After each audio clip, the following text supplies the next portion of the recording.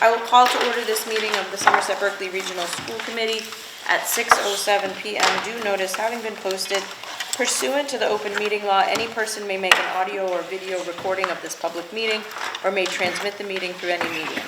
Attendees are therefore advised that such recordings or transmissions may be made whether perceived or unperceived by those present and are deemed acknowledged and permissible.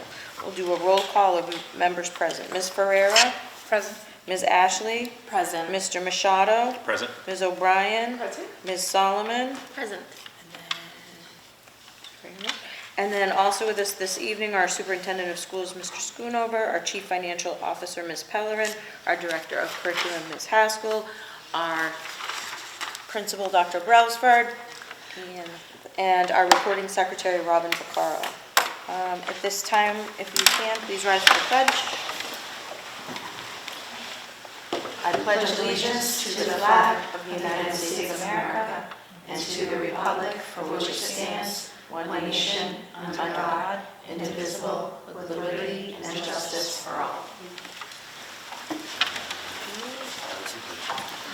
Please note that the next regularly scheduled meeting of this committee will be held on Tuesday, February 11th at 6 p.m. here in the Somerset Berkeley Regional High School Library. At this time, I would entertain a motion to enter into executive session pursuant to Massachusetts General Laws, Chapter 30A, Section 21A4, to discuss the deployment of security personnel or devices or strategies with respect thereto, and pursuant to Massachusetts General Laws, Chapter 30A, Section 21A7, to comply with or act under the authority of any general or special law or federal grant and aid requirements, the approval of and to consider the release, redaction, withholding of the December 17th, 2024 executive session minutes, and approval, release, redaction of the January 14th, 2025, if ready, executive session minutes. And I would note that the committee would return to open session. So moved. Second. Motion by Ms. Ashley and seconded by Ms. Ferreira. We'll do a roll call. Ms. Ferreira? Aye. Ms. Ashley? Aye. Mr. Machado? Aye. Ms. O'Brien? Aye. Ms. Solomon? Aye. And the chair votes aye. All right, so we'll return to open session.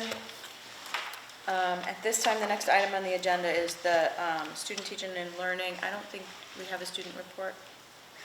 Did you have any items conveyed? Yeah, I'll just very briefly,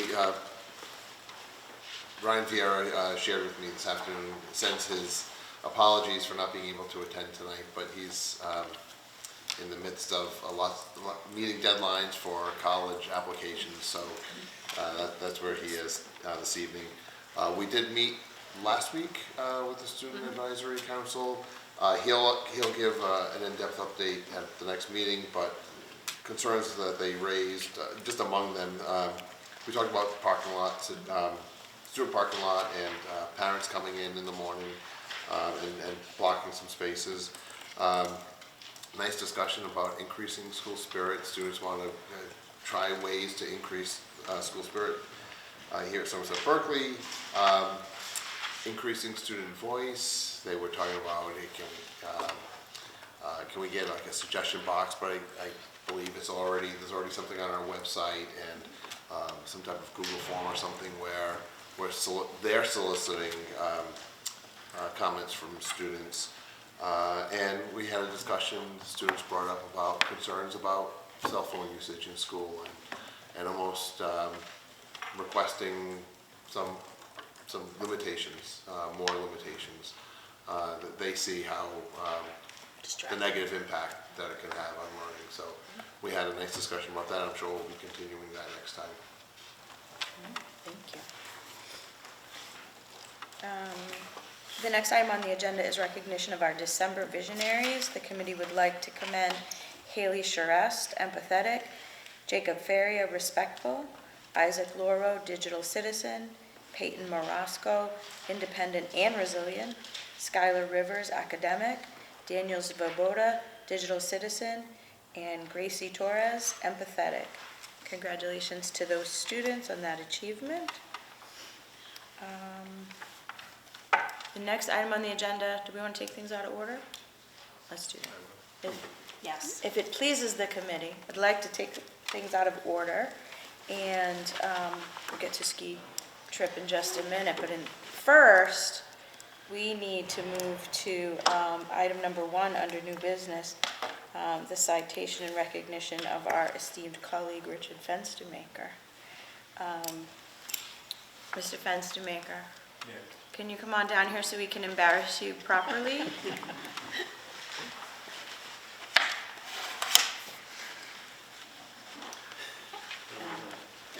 Right in the middle. You gonna throw things at me? No,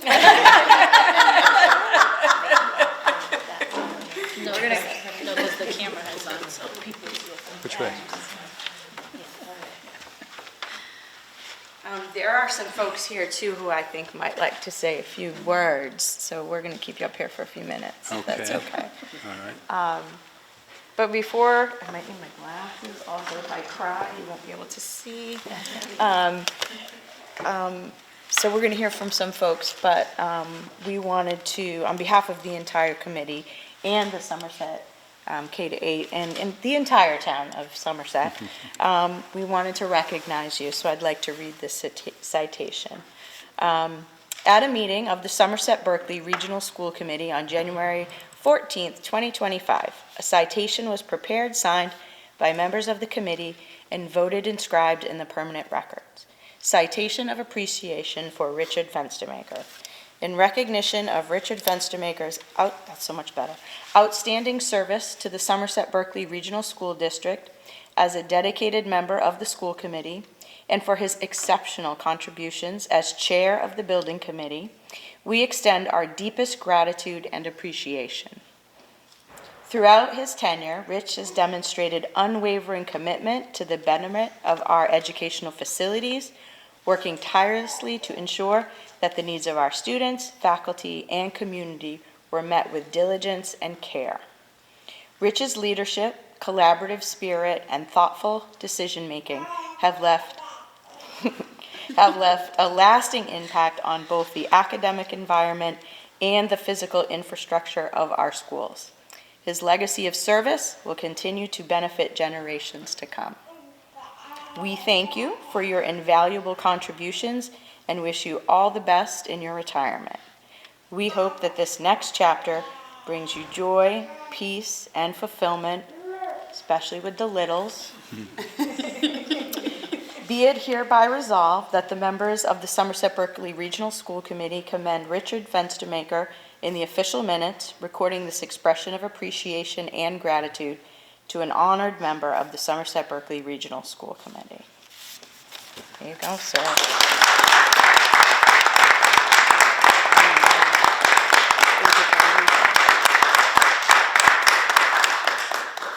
Do you want to say something first, or do you want people to embarrass you first? Maybe I could rebuff. You want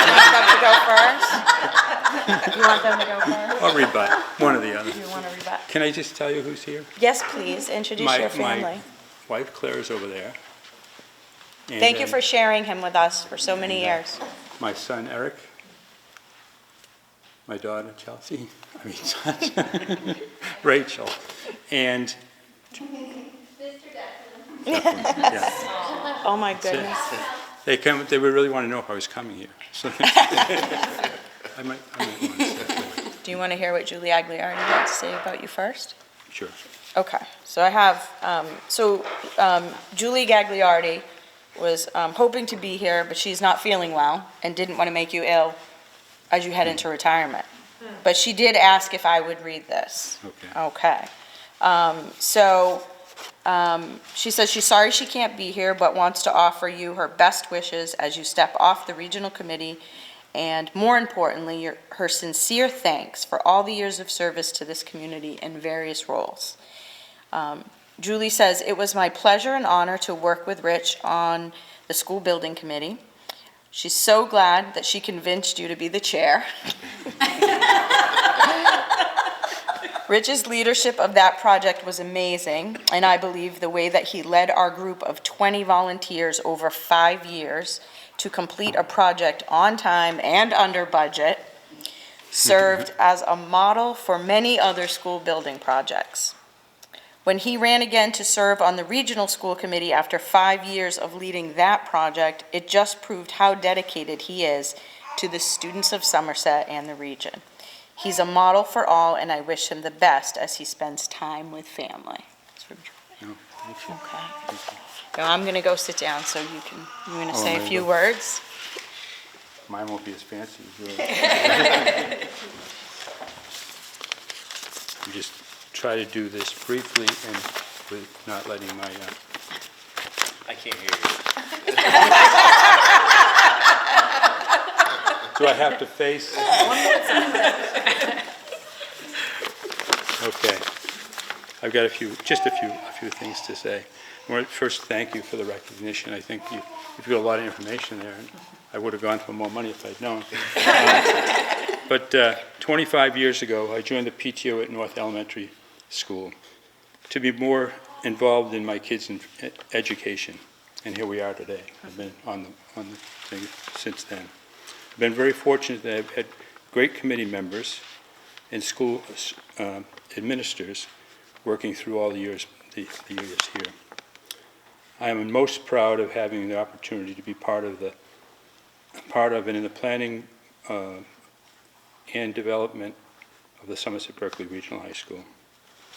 This was a project that welcomed a variety of individuals into the joint working together to the development of the school. And this school, for me, that's the biggest thing that, and I love that project, and that's it. I think that's all I got for tonight. If anyone has, no, never mind, I'm going to say if you need some follow-up information or some books on the school, I might have those available too. But that's it. Thank you so much. Thank you. Thank you.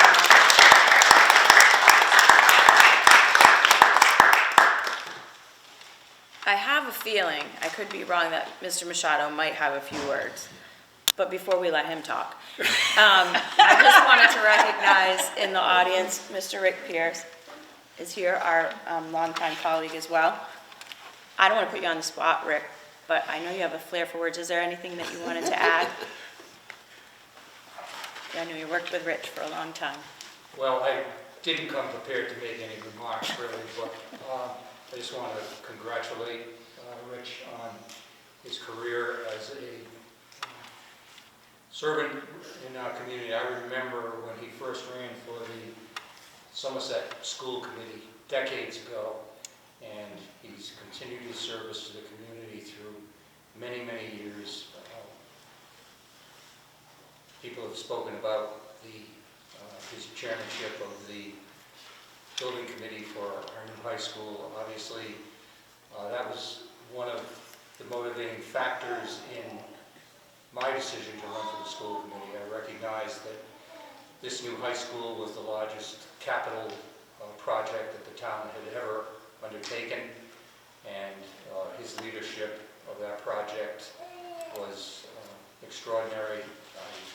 Not only did he chair the monthly meetings of the building committee, but he was a regular attendee at the weekly meetings in the trailer over on Luther Avenue, where the project manager would report on the progress, and he would deal with the kinds of problems that typically arise over a project that took several years to complete. So not only was he a colleague, but he is also my neighbor and a good friend. And so I wish him the very best in his retirement, and as he takes on a responsibility as a grandfather, which I myself have experienced, and recognize that the older they get, the greater the challenge. So.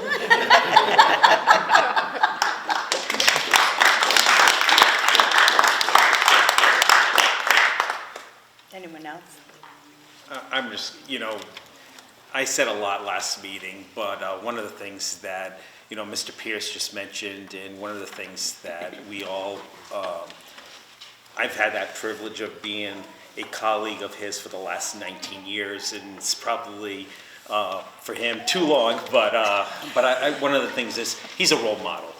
Just like, when we talk about the building committee, I met with a lot of the members, and I asked how it went. I met with him even when I was thinking about becoming the chair of the building committee. I was able to pick up the phone. That's the thing that I think I'll miss the most. not that we can't call him, it's just that he was always there. He was a good stability for someone who, that had that institutional knowledge that we could always go back to, and that's the part that I'm gonna miss the most, so. I just wanted to add, I wanted to thank Claire and the rest of the family. We sit here at these meetings, they go long, they're frequent. And a little further down the agenda, we're going to try to fill some subcommittee spots that Mr. Fenstermaker has graciously steered for so long. And there are a lot of spots. I said before we could never fill his shoes, but so it's a testament to how hard he's worked for the district. But that has also meant, you have shared him with the community. So we're grateful for that, and we hope that you all as a family get to enjoy your time together, especially with the grandbabies. So thank you for that. And just one more question. Claire, how many times did you have to help him to get on Zoom during COVID? I'm just curious.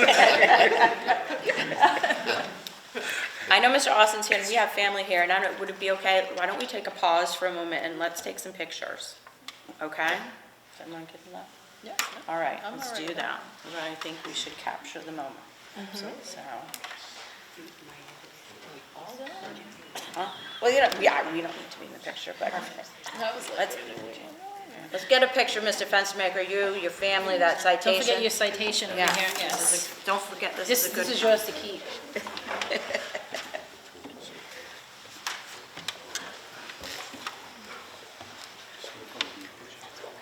Wherever you want, wherever Georgia wants. Jeff, I think you should jump in a picture. After the family's done.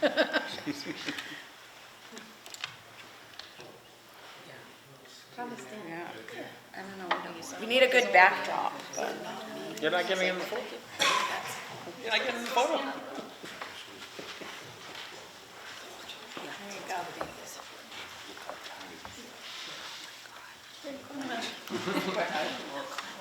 Yep, that's great. Perfect.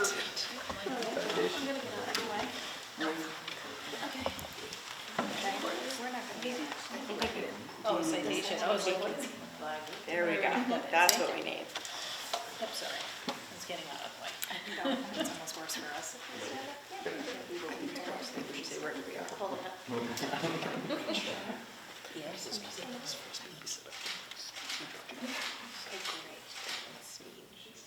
He's good at this little.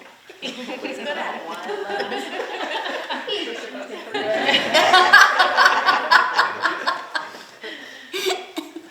Jeez, give him a good side. No.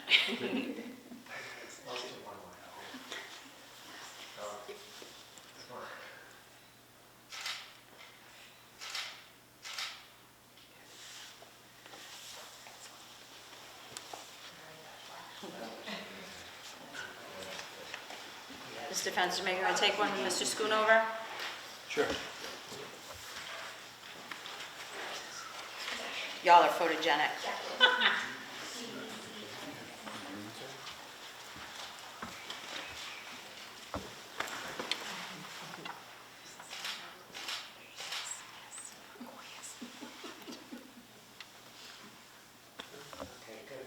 Fabulous. Thank you. Want to do one with the whole committee? Yes.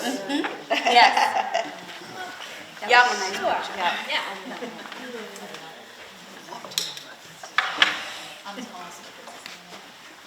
How that works? You stay in the middle. I think we're gonna have to like angle. I don't know if this is my good side. No? Right? Can you see over me? Yeah, yeah, yeah. We're good.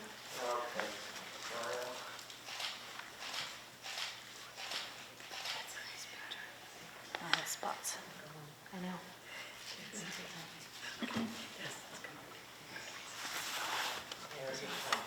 Snapchat filter, yours.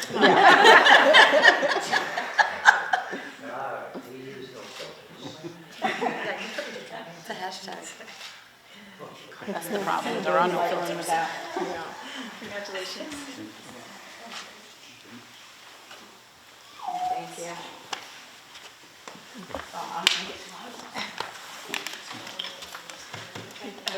Thank you. Congrats. I'll see you in a minute. You just- Do I have anything?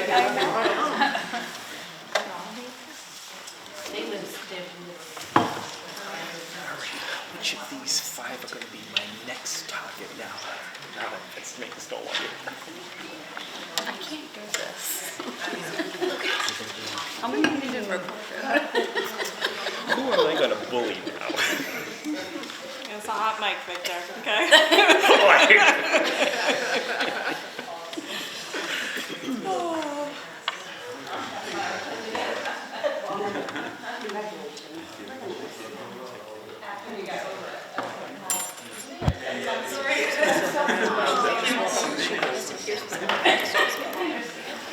I mean, We do have a vacancy. we do have a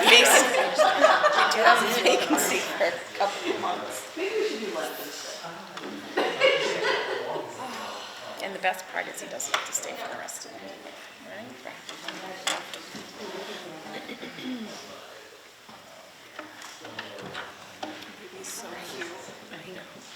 Okay, like ridiculous. And when he's like chat, yes, when he's talking, I'm like, he was like grandpa. You know, whatever he calls it. I know. So cute. Wouldn't, No. No. Borrow. yeah, borrow, exactly, yeah. We can, yeah. I was like, do we do that? I don't think we technically did. Thank you. Oh, yeah. Thank you. Yeah.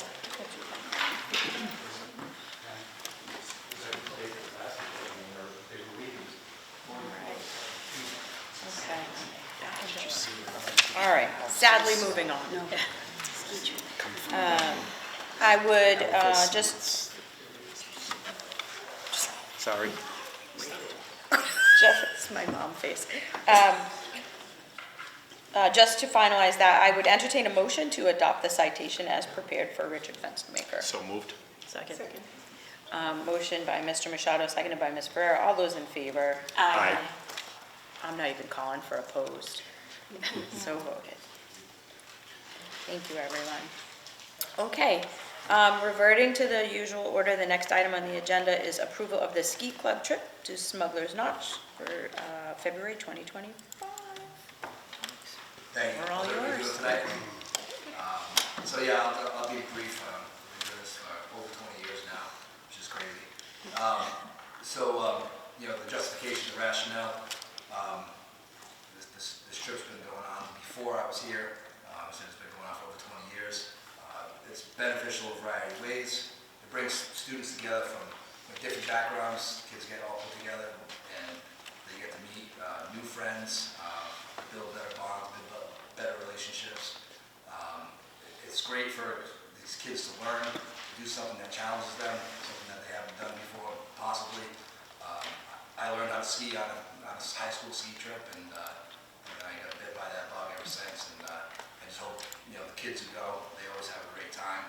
And you know, it's also they get to see teachers, usually the chaperones, and get to see us in another light. You know, it's always a great time. You know, and this year we'll be leaving February 1st at 5 a.m. You know, we'll be coming back February 3rd, usually around 7, 8 o'clock at night. So it's again, I'm asking for the approval, and I said we're looking forward to it. So I see there's 4 boys that aren't signed up that are over there. I can see that they can still sign up if they would like. Promise to take them away for a long time. Go for a week. Couple nights, you know, I'll pay you extra. Does anyone have any questions? Fabulous. Okay, in that case, I would entertain a motion to approve the ski trip to Smuggler's Notch, February 1st through February 3rd. So moved. Second. Motion by Ms. Ferrer, seconded by Ms. O'Brien. Anything further on discussion? Hearing none. All those in favor? Aye. Opposed? So voted. Have a wonderful time. Thank you. Thank you for doing that. Have a good night. The next item on the agenda is discussion and potential action on the competency determination for the class of 2025. Mr. Schoonover, I don't know if you want to sort of cue that up for us? I sure can. So as you know, with the passing of ballot question 2 on November 5th, MCAS is no longer a factor for graduation requirements. It's not part, that MCAS was the competency determination factor in Massachusetts, and so we can no longer use that for anyone who, particularly in the class of 2025, who had not already met that competency determination. So the law, which was passed on November 5th, didn't go into effect until early December, and we did have some retakes that took place in November before the law was actually enacted. So with the current status for the class of 2025 is that we have 4 students who really have not yet met that competency determination. Each school district now needs their the school committees to approve what the competency determination will be for the class of 2025, just so that we know and the students know really what they need to do in order to receive their diplomas this spring.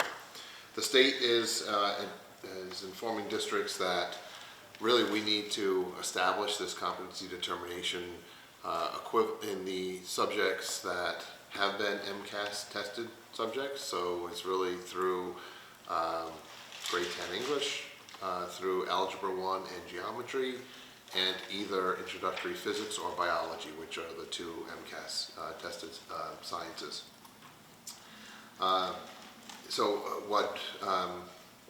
What we're proposing is that for ELA is really going with the standard graduation requirement anyway. All students need to complete 4 years of English in order to receive their diploma. It's not just a state requirement, it's a local requirement.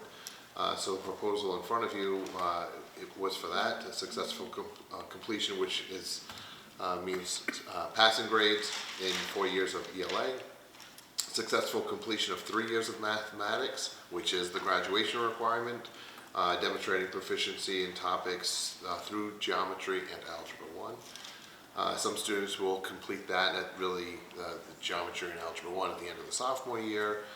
Some students would be in a 3-year sequence, so they would be completing that at the end of the junior year. And then science is either successful completion of introductory physics or biology. So there is because the competency determination is really based on the MCAS equivalent subjects, and MCAS we know is that sophomore test. Ms. Andrews and I did have a conversation earlier about where that bar should be in ELA, whether or not it should be, as I just proposed, the 4-year requirement. But that really does go above and beyond what's expected for students, because the competency, as I said, is really the equivalent of the first 2 years of ELA. So that would be really the only other, I would say, potential change that you could have, and certainly you can discuss that in just a little bit. And I mentioned the focus is really right now in the class of 2025, but Dr. Prelsford is going to be presenting the program of studies for next year too. In that program of studies, it also outlines what the graduation requirements are for the class of 2026. So at the same time, my request from you is whatever it is that you vote tonight for the class of 2025, we also extend to the class of 2026. That way it's in that program of studies, and our current juniors know what the expectations are for them to earn their diploma in June of 26. And then we'll have some ongoing conversations about really just what should the competency determination be for future grades, particularly for those who have not yet entered the high school. We have an opportunity to just look at some things differently, but that's some future work and not really part of what actions we need tonight. Moving on, discussion. Questions? I will let you know that I had some questions about this, and I think that one of there's a few different ways to tackle this. On the one hand, you can look at the direction to establish locally the competency determination as sort of aligning it with your local graduation requirements. My concern with that is that if I think about the intention of MCAS was to assess a student's proficiency and skill through grade 10 English, through in physics, biology, there used to be an engineering option, I don't know if there still is, right? Just those two. And then essentially Algebra 1 and geometry. So with that in mind, and knowing that this whole process is sort of just generated by a ballot question, right? So my concern would be, I would actually be in favor of making the competency determination really just meet those basic thresholds that the MCAS exam was intended to assess. And we still retain our rights locally to establish graduation requirements beyond that. My rationale for that is, I don't know what the next ballot question is going to bring, or the next directive. But, so I would prefer to keep it very narrow and align it with the intention of MCAS, that's my preference, and yet retain, and I think as we look at program of studies and have a more extensive conversation about graduation requirements, do that. I can imagine one of the intentions, I think, of the folks who voted in favor of the ballot question was to remove obstacles for students who had perhaps difficulty passing these assessments, right? So in that spirit, I wouldn't want to make the competency determination for our students more difficult than it was under MCAS, if that makes sense. Knowing that this is only one piece of working toward receiving a diploma from Somerset Berkeley. So it may look like it's lowering the bar, but I don't think that's the case. But I feel like this is like, you know, we go through grade 9 and grade 10, and you can establish which students have met these requirements, and then you keep moving through your course sequence to meet the other local requirements. So I would recommend keeping it very simple. ELA grade 9 and 10, Algebra 1 and geometry, physics or biology, specifically for this, not negating our local requirements. That's just my take. But I'm thinking other folks might have thoughts.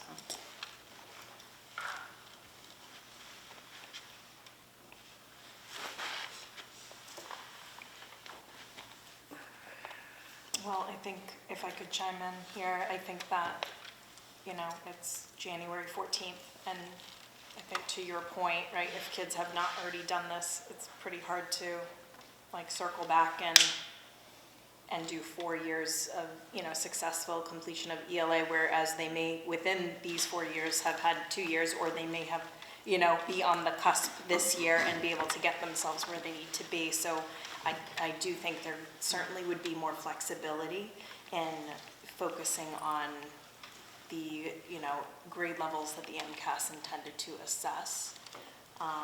The only concern that I have, thinking about the future, is then if we were to add something else in on top of this, is that unfair to, future students who, it's just, I happened to graduate in the year that, the ballot question was passed, and so I got off easy kind of thing, and now it's going to be more rigorous moving forward, whereas if we go with something a little bit more rigorous now, my sidebar question is how many students would be negatively impacted by this that we know of, and then it's like, all right, well, we could scale that back in the future if there were some sort of different competency requirement that the administration decided they wanted to integrate, with the incoming 9th graders is sort of what I'm thinking. So I personally will go whichever direction the administration would like to go. I think there's some flexibility no matter which way we go about it. I don't necessarily think we have to worry about future classes and saying this class has it easier. I mean, my daughter graduated during, after COVID, she didn't have to take MCAS to pass. So, I mean, we've had that happen in the past for different reasons, not necessarily this reason. So, I mean, there's always something that could happen to change it again or change it to something else. I don't know that we necessarily have to base this on, trying to be fair to future classes. I do get what you're saying, because at this point, this is making it more difficult, which is the whole point of MCAS the vote was to get rid of MCAS, and now we're asking them to pass 4 years rather than 2. I do see what you're saying, so. Which they have to do to earn a Yeah, they diploma have to anyway. have- We're not, I don't correct. want to, they No, have to do that no, anyway. yes, But I but feel like for the this is a compensation, separate yeah. policy.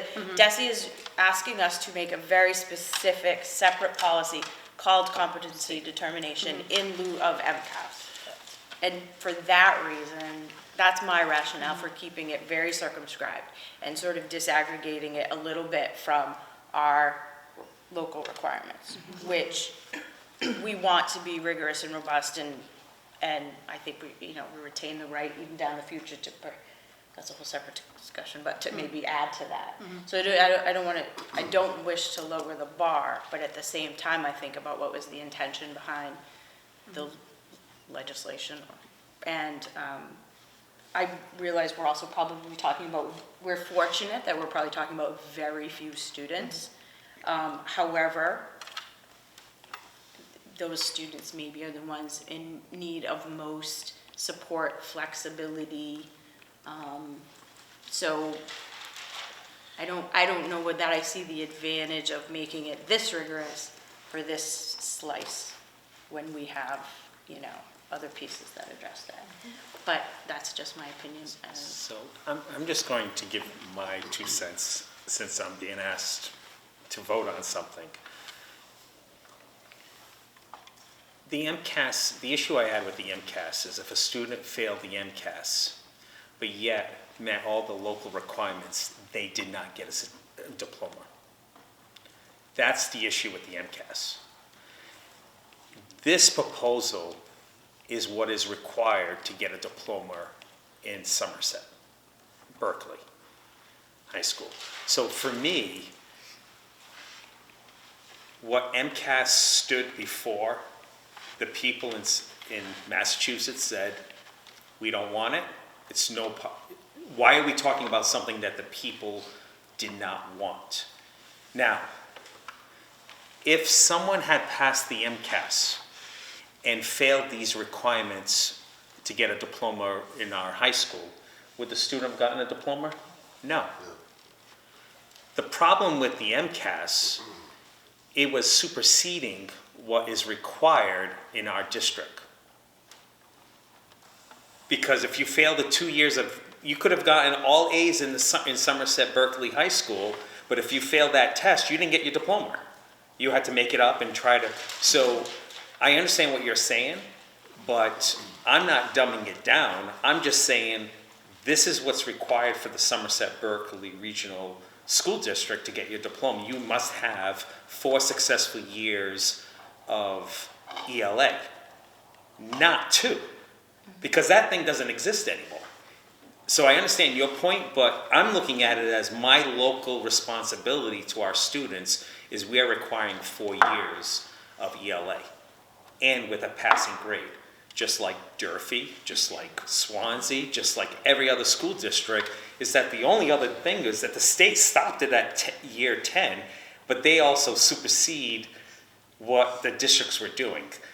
MCAS was to keep every district in line. We have eliminated that. So I'm not in favor of dropping it down to 2 years because, wait a minute, my child met this, but it didn't meet the requirements for a diploma.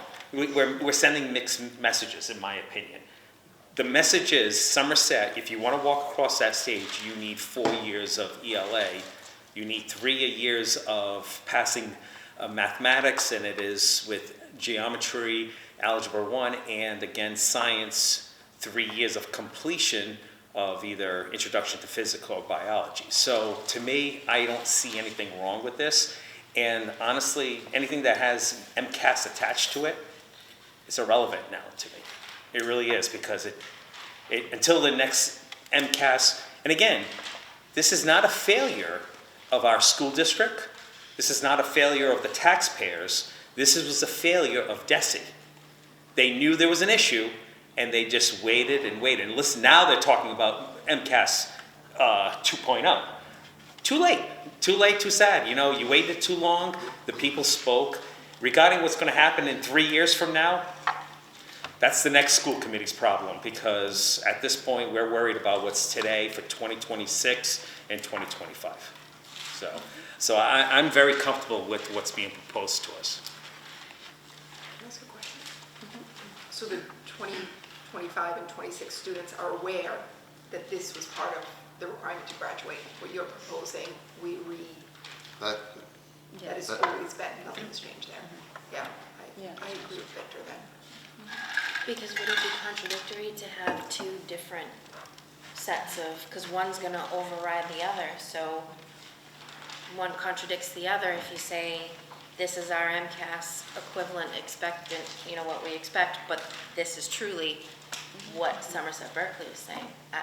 Maybe I don't completely Well, just- understand the. I don't know if you've talked with your job alikes at all about how the other districts are tackling this. I know in some of my conversations, in conversations I've had with some of my job alikes, it's been that to keep it, to just align it with what MCAS was intended to measure, leave it there, especially for a class of 2025, to keep it clean and simple. And I think others are doing the more, we'll align it with Mass Core, we'll align it with our local requirements. So I think I've heard a range of different things. I'm fine, we're not doing a bait and switch on any kids, so that's, you know, there's no danger of that. I'm trying to think about, I don't know, unanticipated dominoes. I'm also trying to think about the timing sometimes of this. So if you have a student who's a freshman who passes, say you have a sophomore, right, and they pass Algebra 1, Geometry, English 9, 10, and, you know, they meet all what would have been the MCAS equivalent. You sort of know that they've met that and they're moving into meeting the rest of the requirements. And if they don't, then I'm thinking about your sort of at-risk kids and who you're gonna maybe do targeted interventions with based on that. So I'm fine either way. It's the wishes of the committee and upon the recommendation of, you know, the administrative team. I just think this is more than we need to do. It's fine if folks wanna do it. It's not in contradiction with anything that we do. But I can just imagine there may be a student here or there where some flexibility, because there is always a little bit of local flexibility sometimes, whether it's a summer school course or there are sometimes things that arise. But would all of those things still be in play? If there is some flexibility to summer school or whatever, we would still maintain that? You would say that they would meet, if they went to summer school for English 1, through our school and the summer school program, they would meet the requirements for English 1. That's how I would look at that. And I mean, my opinion on it is that, Mrs. Andrews, I understand what you're saying, but I also think there's a lot of confusion out there already on what's going on. And if we have competency determination requirements that are graduation requirements, our graduation requirements, and really you can't get through the competency determination requirements. You can't get a diploma with just that. You can't say I passed the 10th grade requirements, I want a diploma, if you have a kid that 4 years of English and the 2 years of math, because you need 3. Like, I think everyone's confused already. I mean, there's people out there that are telling me we're not doing MCAS anymore. They're still taking MCAS. Like, there's a lot of miscommunication. I think the more simplistic we can make it, which is our graduation requirements, that's now what we look at before we hand out the diplomas and walk out on the field. My opinion is I just think clarity is key right now. And I have looked at the individual students, and every student that is in danger of graduation, we are meeting with on a term by term, sometimes week by week basis with the senior class. They understand the requirements, because we had set them up anyway, because we didn't know what was gonna happen with MCAS. They were in a fourth year of math, they were in the science class they needed, so they already understood they had to pass one or the other. Now it's this, so no one is going to have a rug pulled out on them, and I didn't know this was happening. They're all aware of what their requirements are, if they're in that boat. And for some of them, because the MCAS is no longer there, they've hit the third year of math, they've hit the requirement. We're good to go now, where we weren't when the MCAS was still.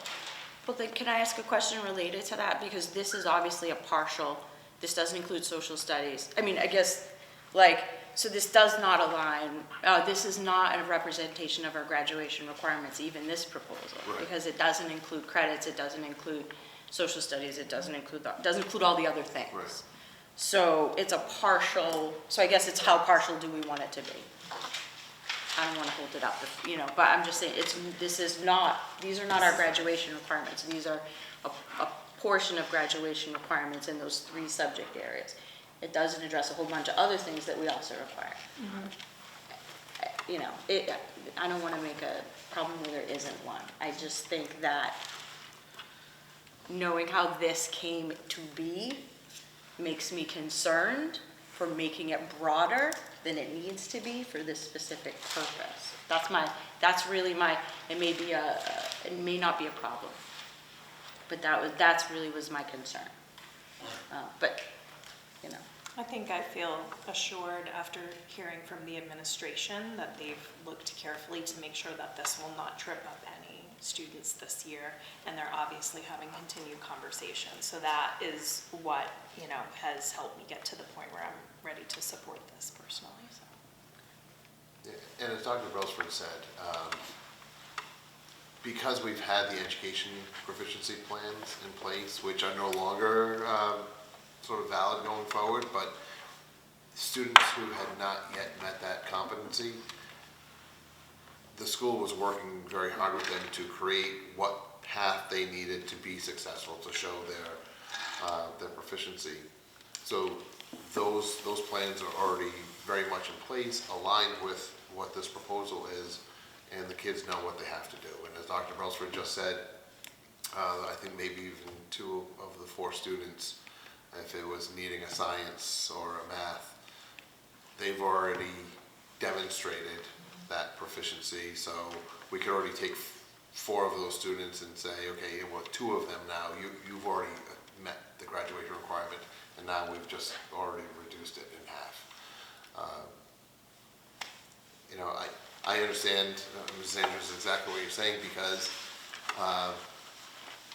you know, I was almost looking at the 2-year checking. If we did that, it's almost like a formative assessment, right? So halfway through high school, we're checking in. How are the kids doing in ELA and math and in science? Have they met that standard? Now it's like moving on to the second half of their high school career, and then completing all of the graduation requirements is really that summative piece. I wasn't thinking necessarily that way earlier, but I totally understand where your line of thinking is. And just when Mr. Fenstermaker was having his photos taken, Dr. Brailsford and I just had a quick talk, and no matter what, students have to meet those graduation requirements.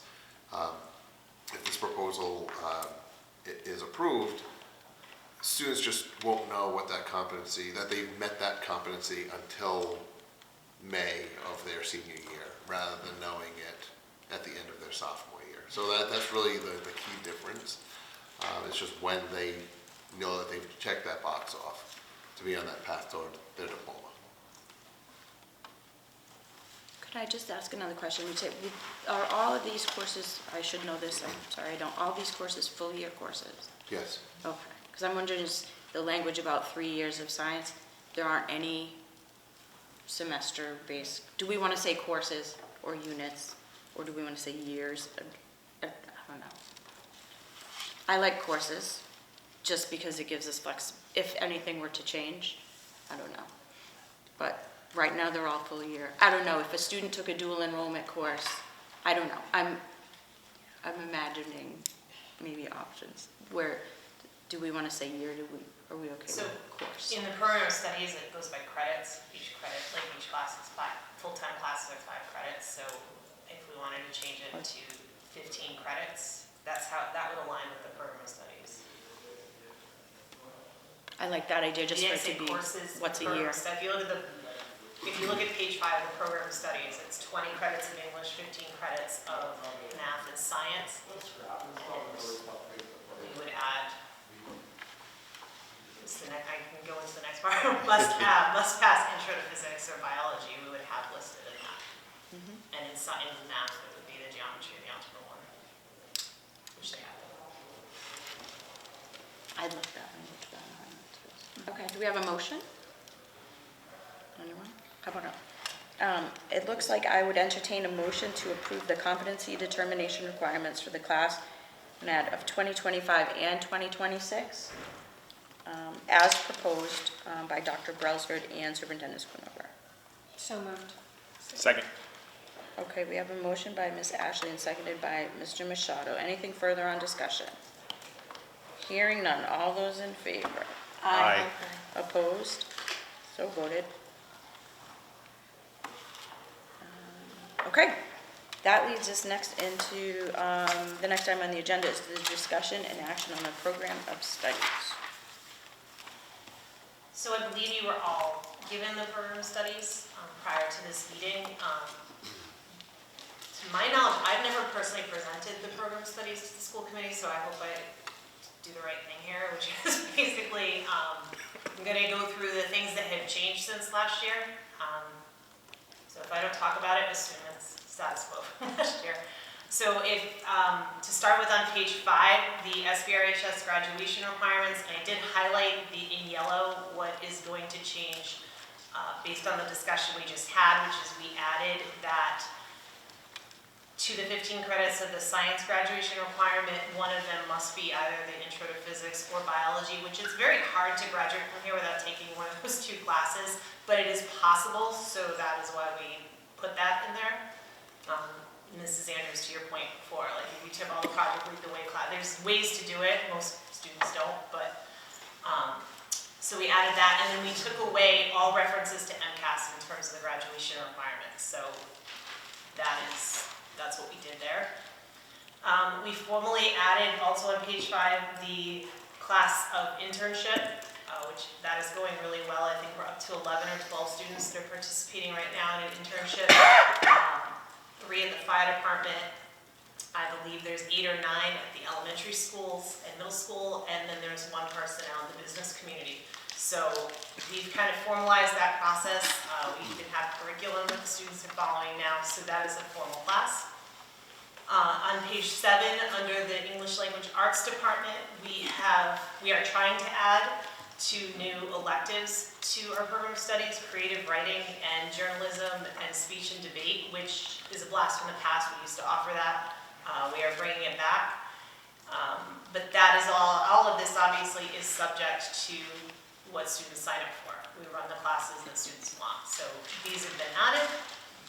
On page 12, this is not an addition because we did put this in the program of studies last year, but this is the first year we'll be offering the Wampanoag and Plymouth Colonists, 1620 to 1678. That's the special topics in history program that we created last year. It's a 3-year cycle of courses that we rotate the courses every 3 years. This is the 2nd year. So again, that wasn't the program of studies last year, but this is the first time that class will be offered. On page 28, we formally put in our English language support class for full-year English language learners. And on page 34, we have, again, another blast from the past. We have resurrected the AP Music Theory class as an offering in our Fine and Performing Arts Department. Thank you. Does anyone have any questions?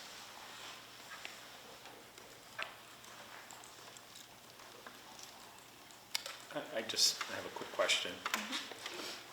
Maybe, Dr. Brailsford, you just mentioned what's for 2026, correct? These are the offers for next year. Okay, 25. all right, because there was some that's for next year. In the social studies department? Yeah, so that's how we wrote that. Even last year, that's what the program of studies looked like, for students to know what's coming so that they can plan their 4 years. Okay, all right. That's why that's in there. And then the one that we offered this year, which I cannot, I'm sorry, it's almost 8 o'clock. Whatever one we offered this year, that will be the following year. And it'll keep cycling. Okay, very good. Are there any other questions? I have just maybe a to-do for us, not specifically for the program of studies for 25-26. I have no questions about that, but related to the previous discussion, and I'd like to make it an agenda item going forward, would be a conversation about adding a fourth-year math requirement to a future program of studies and graduation requirements. We've talked about it in the past, and I think that is something we should move to address, not for any current student, but would be for like an incoming class, the timing of that. So we can move that to action item for future, but I just wanted to mention it because I think it's kind of all tied into these conversations. And perhaps other conversations about graduation requirements, walking graduation, and those types of things. I think it's been a while since we've had a real look at those types of things, and we probably should do that. Does anyone else have any questions or comments? Okay, hearing none, then I would entertain a motion to approve the program of studies as presented for the 2025-2026 school year. So moved. Second. Motion by Ms. Ferrera and seconded by Ms. O'Brien. Anything further on discussion? Hearing none. All those in favor? Aye. Opposed? So voted. Thank you very much. Our students have lots of great options. And we know that what this means is that as we roll into school counseling week shortly, school counselors are going to be getting very busy scheduling students. So, well, thank you in advance. We know how much work that is. So thank you very much. Okay, the next item on the agenda is to consider and act on the Commonwealth Massachusetts Virtual Schools 1% cap. And you have the memo in your packet. I just need to find it. Here we are. Mr. Schoonover, is there anything you want to say by way of introduction? So the Commonwealth Massachusetts Virtual Schools Statute allows school districts to put a restriction on enrollment, future enrollment at the Commonwealth, the Virtual Academy. There are two virtual schools in Massachusetts. It could limit the enrollment to 1% of our students, and right now Somerset Berkeley is at 1.34%, so we've exceeded that. Last year, the Somerset Berkeley Regional School Committee voted to not put that cap on, and that was my recommendation to you at the time. Students who typically enroll in one of the virtual schools are enrolling because of school phobia, or there's usually something, and not in all cases, but my conversations with families where they're making this decision, that there's usually some reason why they're choosing to enroll in one of those schools. And you know, my feeling last year, and I still feel this way, is why are we going to limit that student's options? But I also understand it was interesting with the information that you have to see what other school districts voted last year, because we didn't have that information. And I'd say maybe about a third or so of the districts voted to actually put restrictions on the enrollments. Maybe it was a quarter. So I still feel like we shouldn't, but I also understand that it is sending students to another school district as well, and there's which obviously costs the district money to send students to the virtual school, which, by the way, it's not $5,000 like school choice, it's a much higher amount than that to send students to the virtual schools. So there's a financial implication to this as well. It doesn't, if you vote to implement the cap, it doesn't affect any students who are currently enrolled there. They get to remain there and graduate from there if that's what they choose. It just really limits the enrollment for future students until we fall below that 1% threshold again.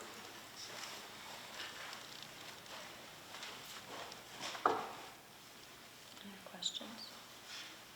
So if we were to implement the cap and a new student wanted to enroll, they would not be able to do that? It would not be an option for them. So their options would be to attend SB or one Or of school our- choice, or school to choice. another public school. Do you know how many students were over by? So we had 12, yeah, I don't have, 12 students out of the 896 enrollment, which I guess that number comes out to be 1.34%. So 1% would be, yeah, so about 3 students over. Just about. But again, this action, if we were to take it, would have no impact on currently On enrolled those students. 12 students, it would not. They're allowed to continue and Right. finish, and it just restricts future enrollment. Right. Okay. And do we have information on on the cost per student?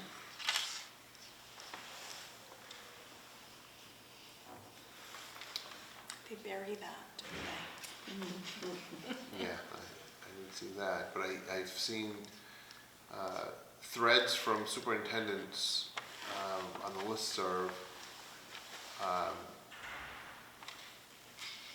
just discussing the cost to send students to one of the virtual schools compared to the much lower cost through school choice that the districts receive, but yet the virtual schools, which are virtual, they don't have the physical spaces like we do and everything else, but it costs much more to send students there than it does to send students to Case or Aponequid or something through school choice.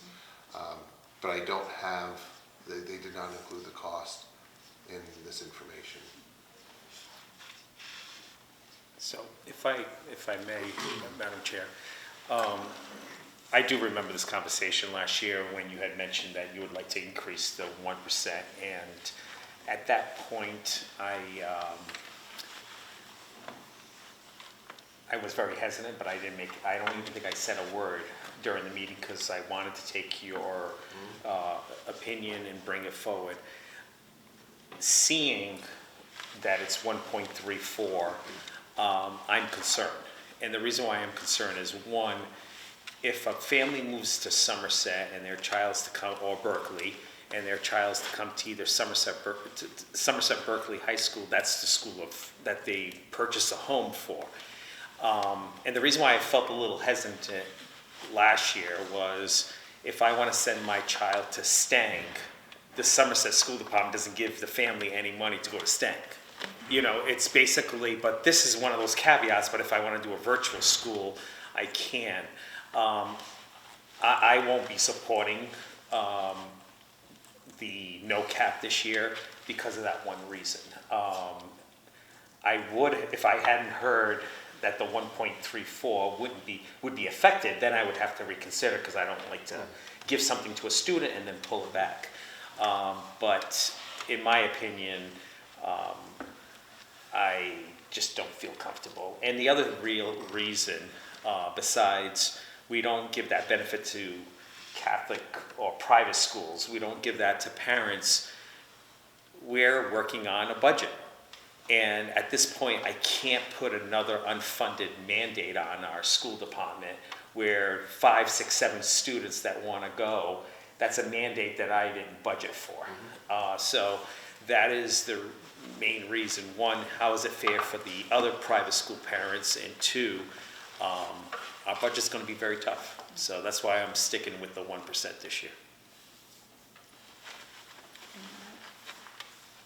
I feel like it's a little different only because students, to Mr. Snover's point, that are choosing to stay remote and do virtual school, it's usually for a reason, right? Not that they just don't want to be in the classroom setting in a school for whatever the reason is. So I guess my hesitation is that, although budget is a real thing, right, and the money is it more detrimental to enforce or not allow these students to do virtual school because we're over the cap? I guess my perspective is that, I think one of the things that we've worked hard to do here is we've put in additional mental health supports for our students. We work, we all know that there's been this re-entry into sort of real regular school life that's been gradual, and it's been harder for some kids than others. And I think we've been sensitive to that, and I think that we have 3 school adjustment counselors. We have, I think, pretty robust services. And we also have options for dual enrollment, virtual high school. I mean, there's a fair amount of flexibility built into things in our program of studies and the supports that we offer our students. And so I hear what you're saying about, I think there's the budget piece for me, which I agree with Mr. Machado. And I also think that it is also our responsibility as much as possible, just like we've worked hard with special education students when possible to provide services here and bring them back into district, that we also have a responsibility when feasible to work really hard to help our kids become resilient and participate in their school community. And so for that reason too, every student is different and every family is different, so I don't want to paint with broad strokes. But I feel that we also we're pretty high up there, and when you look at the list, and this is a great school that has a lot to offer. And I understand fully online learning may be the choice for some students and their families. I also would argue that there's a trade-off there for students in terms of some things that they don't get. And that's always an individual family decision, but we're pretty high up here. We have a lot to offer. I think we've worked hard. The administration, the team at the high school has worked hard to support kids in sort of that re-entry mode into sort of full-time, regular, face-to-face school. So, I don't think it should be limitless, right? We can't afford it to be limitless. I think our resources are best spent in supporting programs in-house. So that's sort of why I would be in favor of the cap.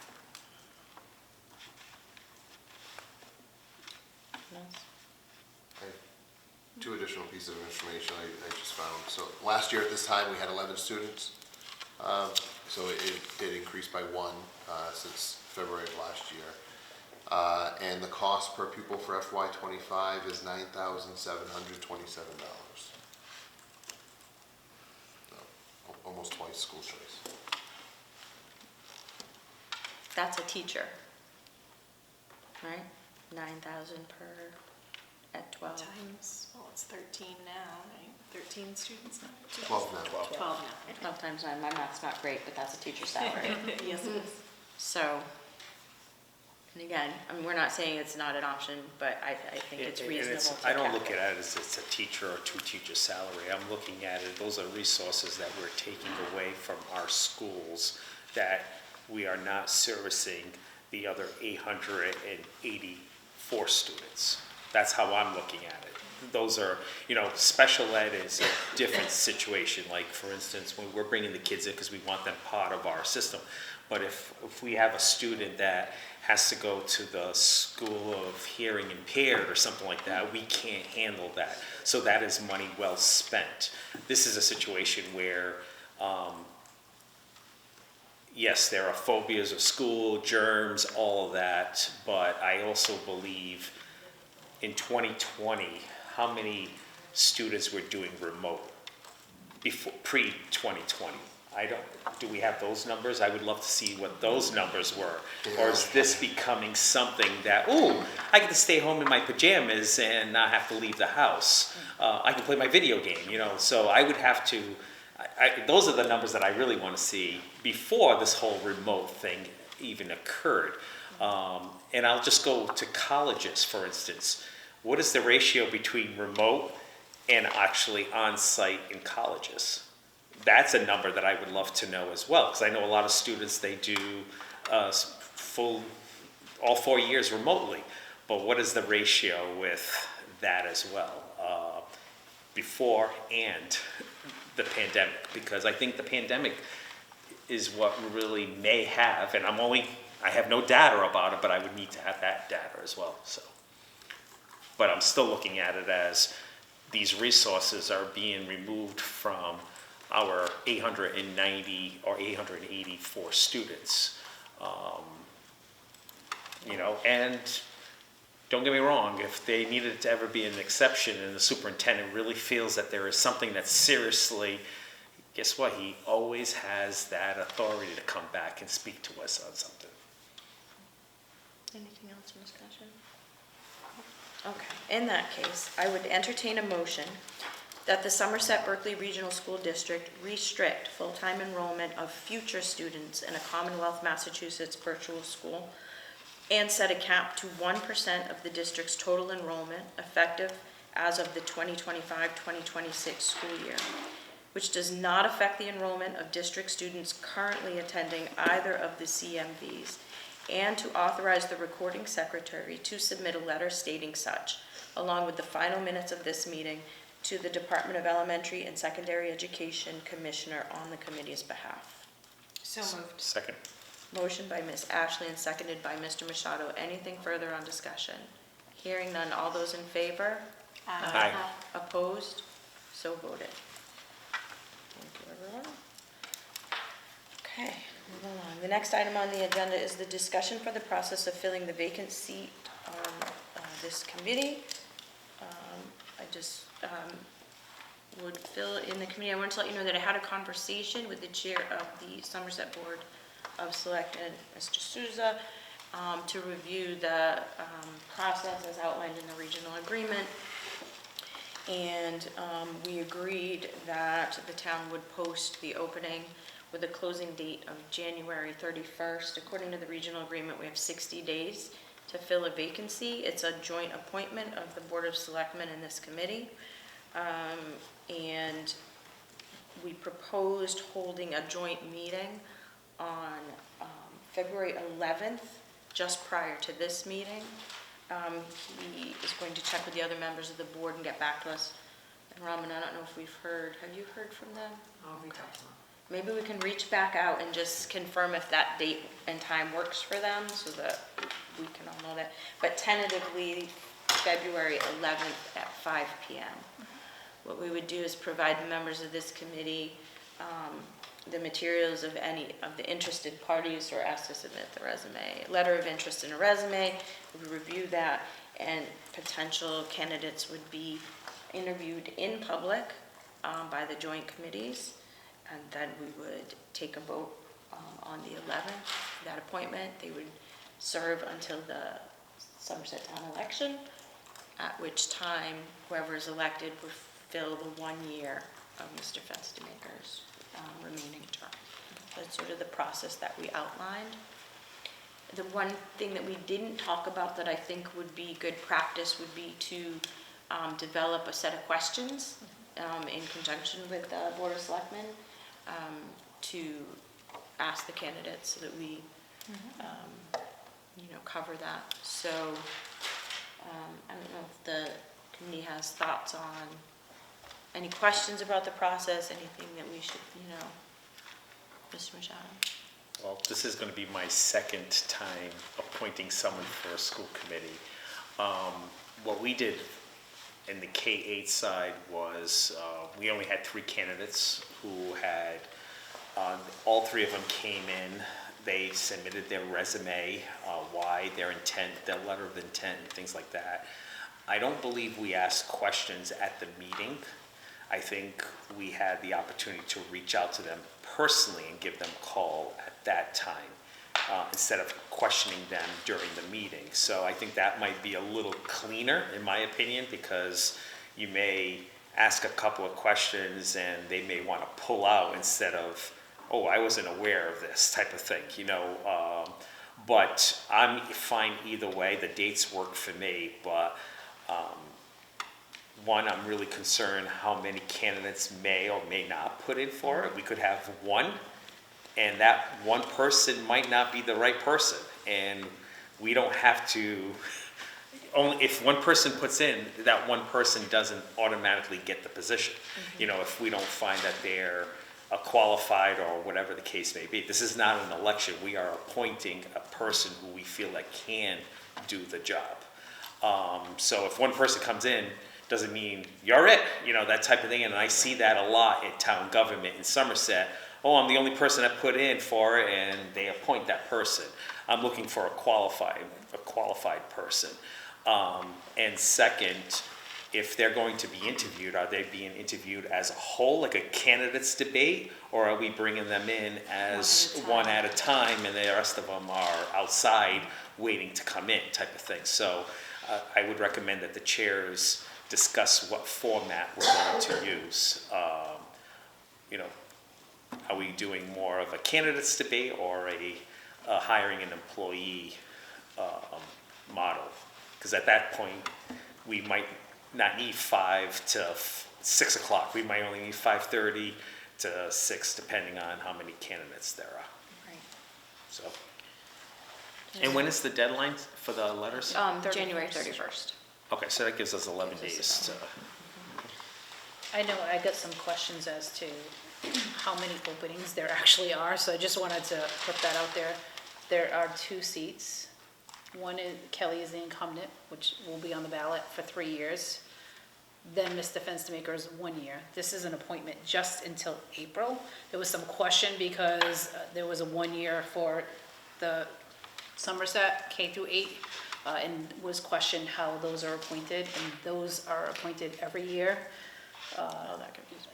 It was a little confusing to people because it was showing there was actually 5 spots when they're not elected, they're appointed. So Somerset K through 8 appoints 2 of their elected members to sit on this board, and then Berkeley has 1 of their elected appointed to make the full 7.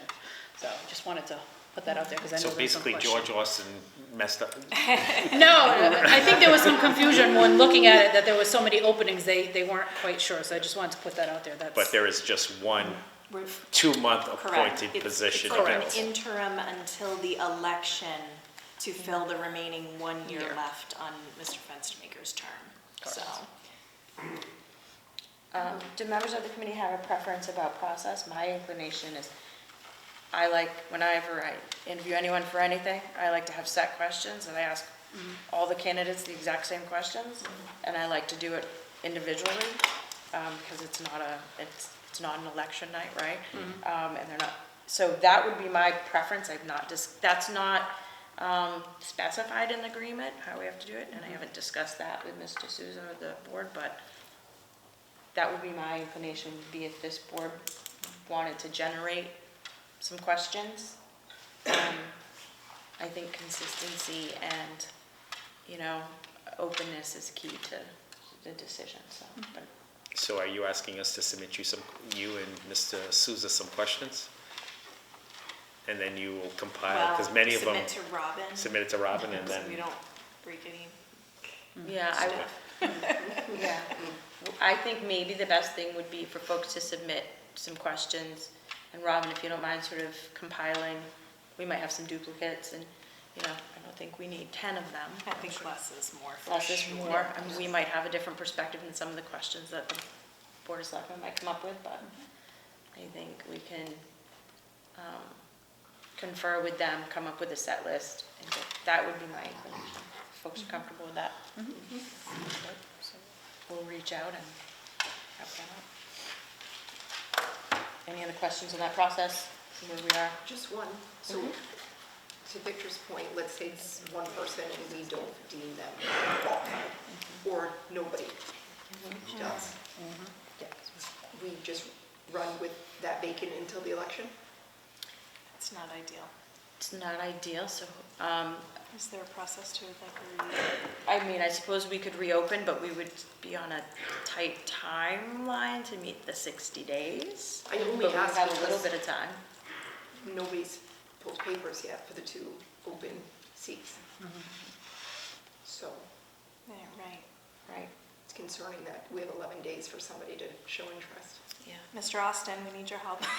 Yeah, my only concern again is, this is not an election, you get what the options are.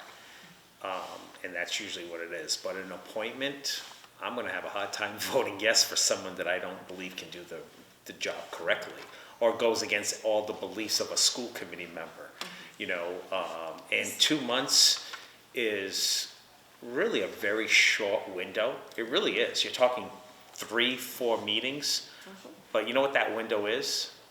Budget. And we really, we need to have, I'm concerned though, the amount of work that we're already putting into the budget, and someone coming in out of the street, out of the blue, who may not be Acclimated. following what's going on in the news, start changing things, and I don't want to stop backtracking things that we've already completed and moving on. So those are the things that really concerns me. If it wasn't budget season, hey, you know what, I they don't give. disagree at all. Yeah, That's what my concern is the same. If it's not, if we can't fill that, is there an opportunity to take somebody else from the K through 8 that would be willing to Is fill that the 2? permitted? If they would have to submit a letter, they would have to submit a apply letter. just like anyone else in the agreement. So I guess what we're saying is we are seeking Somerset residents who are interested in serving in an appointed interim capacity on this committee to submit a letter of interest and a resume. The posting is on our website and also the Town of Somerset website. If you have questions about that, you can reach out, I would say, to the superintendent's office, and you could answer some preliminary questions about what that involves. And let's hope that we get some great candidates. If we don't, and we can't agree on a candidate, or there's no appointment made, I guess we'll have to take a look at the regional agreement and see if it stays open until the election. Just a quick reference from what happened many years ago. Our first vote was a tie. just with the That's 4 why members we of need the, Yeah. it was a tie. There was no winner. That we had to caucus and then On an appointment? on the appointment. So the election was a tie, by the way, that year too. But I'm just saying, the very first ballot with the selectmen, it was a tie. So it could get to a situation where it's a tie. What do you do then? That type of thing. So, but hopefully we won't get to that. Okay. We'll cross that bridge when and if we come to it. Okay. Next up on the agenda is, I segued right into that, the schedule of the joint meeting. So if we can hold to 11 at 5 PM, and we will confirm that. The next item on the agenda is to discuss and act on subcommittee assignments to fill those vacated by Mr. Fenstermaker. There are openings, we have filled his opening on the budget subcommittee. We still have openings on the ASME collective bargaining, the health and insurance trust representative, which is time sensitive. We need to fill that quickly. OPEB and the tri-district collaboration, those are the ones that are open. And just, as folks are thinking about things, the tri-district collaboration is, I don't know that's. We dissolved that one, believe it or not. Yeah, it's sort of, that's as needed, and it's not needed right now. We are not in the middle of collective bargaining right now, so that's sort of all resolved with AFSCME. So it's really the health insurance trust and OPEB that are the two that are. I'm already on OPEC, so I'm willing to serve on both if no one is interested, both the health and the OPED. Does anyone want to fight Mr. Machado for the All subcommittee yours. assignments? You make a compelling case. I'm ready to debate. I'm ready. Well, in that case, on behalf of a grateful committee, Mr. Machado, we appreciate that. Welcome to OPEB and Health Insurance Trust Subcommittee. I think maybe we could hold off on, we can even hold off on Ask Me and Try District until election and we redo everything anyway, right? Just Unless gonna change it. something happens. Yes. And Yeah, we're gonna redo them there in April are, anyway. there are folks on both of those committees anyway, so I think we're good. Okay, so we're gonna hold on those. Thank you, Mr. Machado. The next item on the agenda is a staffing update. Mr. Schoonover? Sure, we have one resignation, a special education teacher, so that position has been posted. We also have somewhat of a request, and maybe Mr. Austin can help with this as well. We have a shortage of van drivers, so there is, for staffing, these are hard to fill positions. So we're looking for someone with some available time, a little bit of time in the morning. It's usually maybe an hour and a half commitment in the morning, and then again in the afternoon, driving our special education vans, usually just within town, coming from, oftentimes high school, middle school, and elementary school, either all three or a combination of those, and just bringing a couple of students, 3 students home, and then going to the next school. So it's a daily commitment, but it's not a full day. So it's a chunk in the morning, a chunk in the afternoon, and it pays $30 per hour. So it is certainly a position that we are having a difficult time finding either substitute drivers, or if we have a vacancy, finding someone to fill those. So just put that out there for everyone. And I know it says staffing update, but because we didn't have a student representative report, I'll just do like a superintendent update at the same time. We have the Civic Showcase happening this Thursday night. All of our junior students who have been participating in the civics and financial literacy course in the first semester of the year, they will be presenting their projects in the Student Dining Center Thursday night at 6 p.m. So I invite certainly all of you. I know you actually received the invitation, I believe, from the Social Studies Department for that, and invite the public to come see the great things that our kids are doing and the projects that they've been working on. Mr. Vieira, Ryan Vieira, I mentioned earlier in the student report, one of the things that students mentioned last week at the Student Advisory Council meeting, as I mentioned, was the concerns about phones in school and the impact that it has on students. Prior to that, I shared with you information about a guest speaker that I'm bringing in on Thursday, February 13th, Dr. Jill Walsh. She's a professor at BU. She's an expert in social media and devices and the impact on adolescents.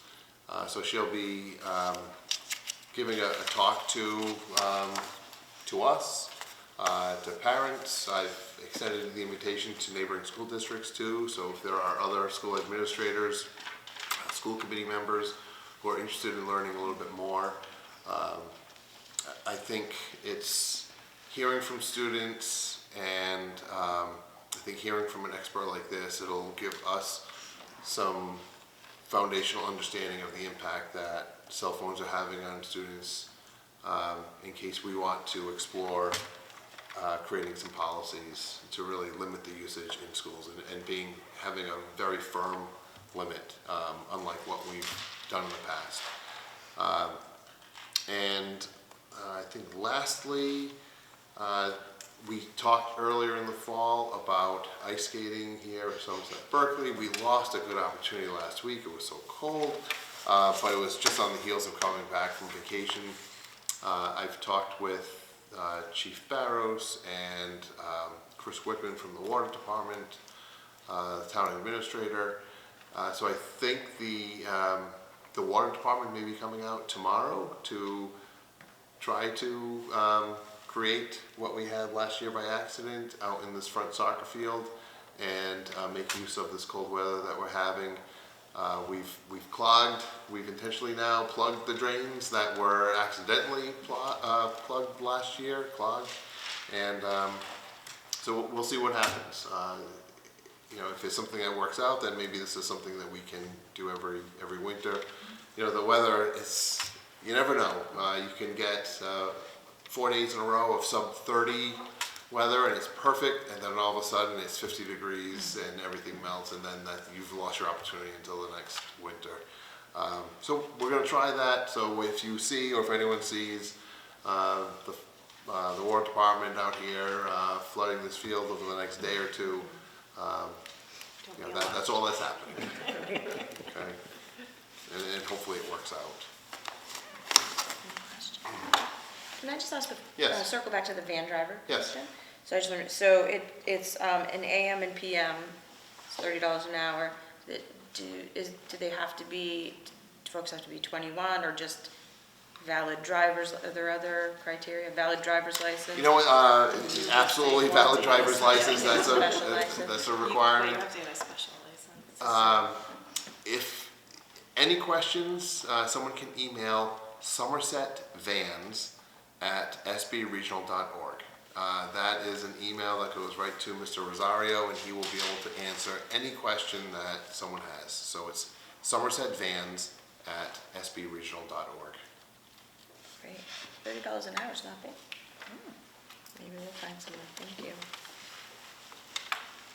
Okay, great. Next item on the agenda, budget and financial, budget subcommittee report. Budget subcommittee held their first meeting just prior to this today. We were fortunate to get a good jump on things thanks to the work of Ms. Pellerin, who provided us with a lot of important information. We sort of backtracked, so knowing that we need, sorry, my notes are in here somewhere, to hold our, thank you. The plan, the schedule would be to hold the vote for the preliminary budget vote would be February 25th. Public hearing, March 11th. Final budget vote and approval, March 25th. And those dates are already in the calendar, but just so we're working backwards from that. So we are going to endeavor to meet weekly, most often on Tuesdays prior to this meeting, to get that work done so that we can present to the full committee a preliminary budget by the 25th of February. So I just have a quick question. So in 6 weeks or so, we're going to be asked, or maybe a little, yeah, about 6 weeks, we're going to be asked to vote for a preliminary budget. We haven't seen any paperwork. I know you probably received it today. What I would recommend is share every document that you receive with us, because if I hear the number on February 11th and then have to be making a choice I might not be prepared to vote yes or no. And I know we have to take a vote. And I know you're working on the budget. I'm very comfortable saying this out loud. This is a very tough year, as we all know. I have to see what a level service budget looks like before I even consider any additions. So I would recommend that we get a level service budget to us immediately, so we can see what that impact's going to be, because I have a feeling, it won't be as easy as we think it will be. So I just want the public to know, we need to see that number, and I don't want to see it 2 weeks before I have to make a vote, because I want to really digest a lot, so. I don't think we think it's going to be easy. No, we won't. Did I miss anything? Okay. The next item on the agenda is the December FinStat. So the December FinStat also includes the budget amendments that we had approved at a previous meeting. And I do want to say that in our budget subcommittee, we're looking at also the current budget and the future budget. So as we do that, questions will arise. It'll fine tune what we're doing in current year and in next year. So when we find those questions and we have those answers, we'll be bringing them back to the full committee. Does anyone have any questions in the December statement? Can we just revert back to budgeting? Obviously, FY '26, we're already working on it, and I'm just gonna give, our administration some, I understand, working with your team is extremely hard to get this budget, especially presenting to us. But,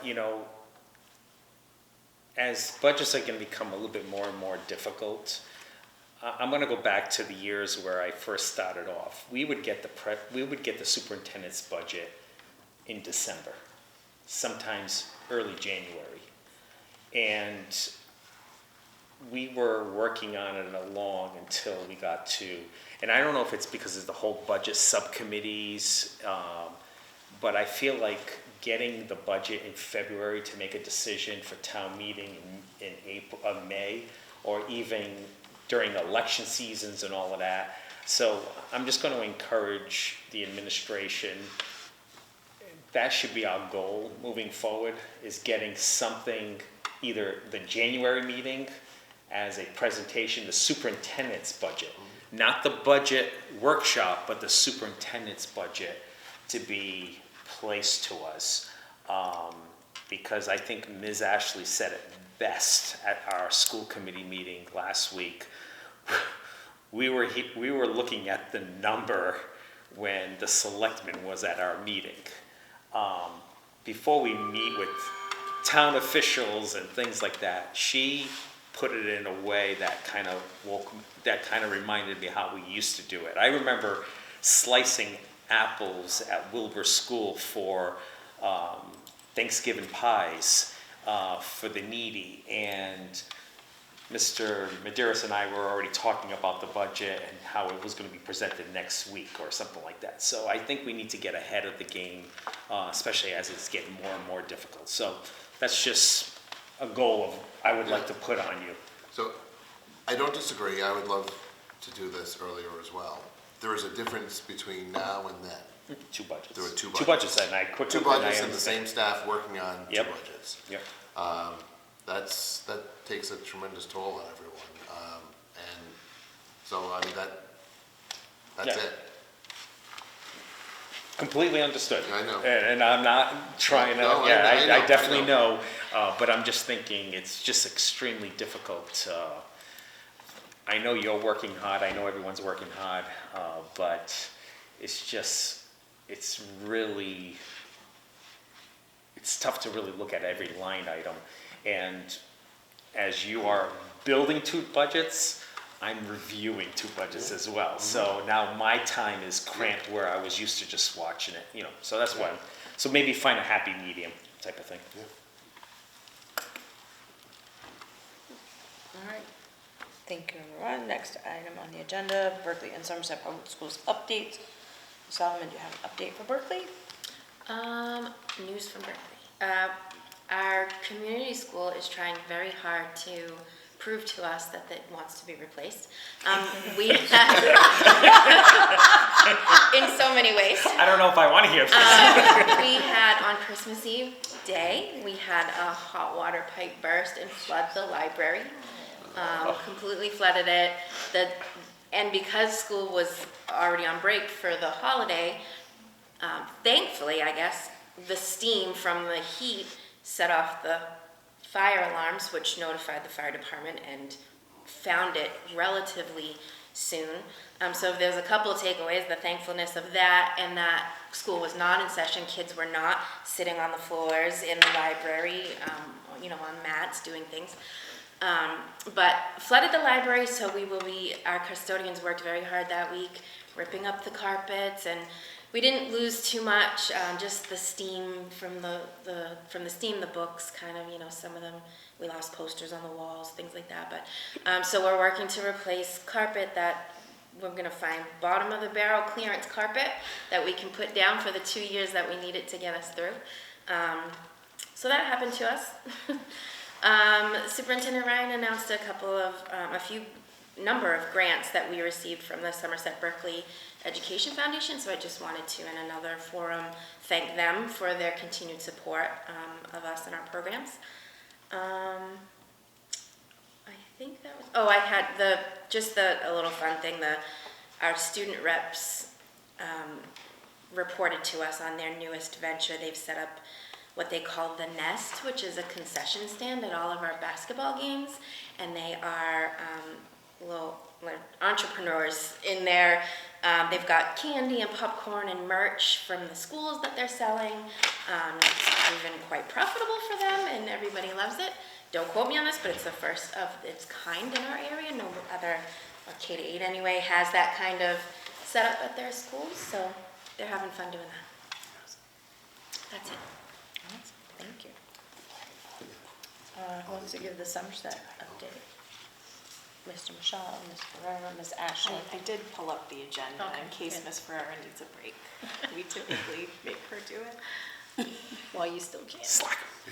All right, so our last meeting was actually relatively brief. We did not have a heavy agenda there. We honored our students of the month. We had our 2 student representatives speak to the many activities happening at Somerset Middle School. We had a citation to honor one of our retiring lunch and playground supervisors at North Elementary, Judy Marley. We also had a citation to honor Onyx, who was a therapy dog at Somerset Middle School, who recently passed away. And we received a building committee update from Mr. Machado. I honestly don't remember the specifics. I don't have my notes with me, but we talked about, I know there's been some changes, at the Somerset Middle School as, the kids have been using the building and the faculty's been using the building. There's always little things that pop up, such as the loading dock. I know we've talked about that one a few times.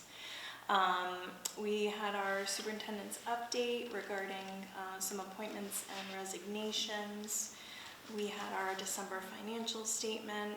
We also talked about the opportunity that we have to participate in an MSBA accelerated repair program for window replacements at North and South elementary schools.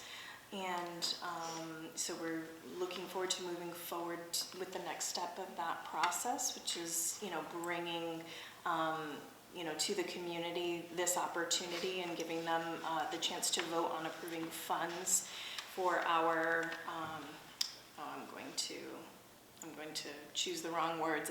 It's meeting exhaustion. We're coming up on the third. This is the third hour, so forgive me. But it's the evaluation. What do we call this? It's the feasibility. Thank you, feasibility. Thank you.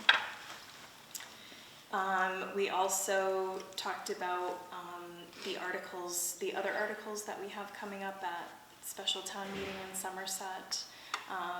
We, are looking for some funds for a feasibility study for North Elementary to put up walls. We don't have walls in the interior of that building, and there's a lot that is involved with doing that. So that would be another warrant item as well. Did I miss anything there? We have a Update on lot. Chase windows. Oh, yes, and completing the Chase window project. We are doing the overwhelming majority of the windows right now, but we acknowledge that, that's something that at some point we're going to have to get the windows for that, the rest of the building as well. And I think that was pretty much it. Thank you. Yep. The next item on the agenda, topics not anticipated by the chair. I have nothing. Great. Action items for future meetings other than those discussed here. Anyone have anything? If you do, you know who to send it to. Robin is in charge. Okay, next on the agenda, I would consider a motion to approve the December 17th, 2024 open session minutes as presented. So moved. Second. Motion by Mr. Machado, seconded by Ms. Ferrer. Anything on discussion? Hearing none, all those in favor? Aye. Opposed, so voted. And we have public input. Actually, I have a question about the four-year math requirement that was briefly stated during the requirements conversation. I wanted to know what your opinions would be on how that would impact students who don't plan on going into any STEM fields, kind of similar to how it would impact students with English who don't plan on going into any literary fields. Like, what if a student wanted to go into an arts field and they had been robbed of a spot in an arts elective in order to have a replacement for the final year of math requirement? Because seniors tend to really value their choice that they are given in that final year, and that like flexibility that they're provided with, as upperclassmen usually are given the priority, making it more difficult for lowerclassmen to get those enrichment. Can I be the first to say, great question, just so you know. I love that question. It is a great question. I think what I would say is because it's not, that specific thing is not on the agenda for tonight, we won't get too far down the road, but what I would encourage you to do is it's simply it's a thought that we will address at a future meeting. But that's a very valid question, and what I think would be great is when that is agended for the committee, for you to come back and ask that again. And in the meantime, if you have conversations with other students or want to bring that forward to get that student perspective, I think this committee would very much value and appreciate that. Because that was a general consensus amongst students when I asked them, done interviews for MCAS, where students who are in music and art fields, they tended to be very in favor of removing MCAS because they felt that it didn't really impact their future career goals. Mm-hmm. And even with like, you know, the current four-year requirement of English, that's still kind of an extra class. Because we're only given 7 classes in our senior year, and sometimes there's added new electives, like for example, the journalism elective that was recently added, where let's say if there was a math requirement, then if a student had other electives that they were planning on doing and they didn't have that room for that journalism elective, what would they do as a senior? Mm-hmm. I think that's a great question, and I'm not putting you off, but since it's not on our agenda to discuss at this time, I wouldn't want to go too far. But I think it's a great question, and I think the student perspective on sort of the implications of if there were, there is not, right, any change considered to graduation requirements, course offerings, all those things, that hearing from students, whether it's through public input at this meeting, through the Student Advisory Council, those are all great ways to get that information to us, and we would absolutely want to hear that before any decisions were made. Thank you. Can I ask, I'm sorry, what's your name? Hi, nice to meet you. My We're glad you're here. third grade student, just saying. Bragging. Right? You did a really nice job. Thank you. We don't get a lot of public input, so Yeah. we're grateful. Thank you very much. Usually we're looking at Mr. Austin and, you know, we got nothing, so thank you. It's a great question. Anything else? Okay. In that case, I would entertain a motion to adjourn. So moved. You're not gonna. Motion by Ms. Ashley, seconded by Mrs. Bryan. All those in favor? Aye. Aye, opposed, so voted. Thank you, everyone. Have a great evening.